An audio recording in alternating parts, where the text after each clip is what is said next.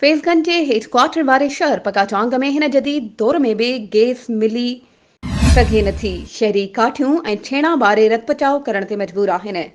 इन हवाले सां वधीक तफ़सील ॾेई रहियो आहे फैज़गंज मां CN न्यूज़ जो रिपोर्टर शाहिद चांग।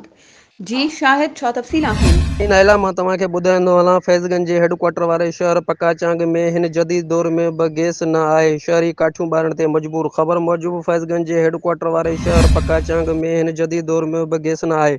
शहरी काठियूं ऐं छेणा ॿारे रिध बचाव करण ते मजबूर। यादि रहे त गैस जी मेन पाइप लाइन फैज़गंज मां गुज़रे थी, जेका कराची समेत पूरे पंजाब खे गैस फराहम करे थी।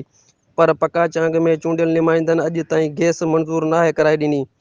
पकाचांग जे शहरनि ऐं समाजी तंज़ीमुनि मुसलसिल 2 महीना बुख हड़ताल पिणु कई, पर हितां जे चूंडियल नुमाइंदनि जे कन ते जूं बि न चुरी।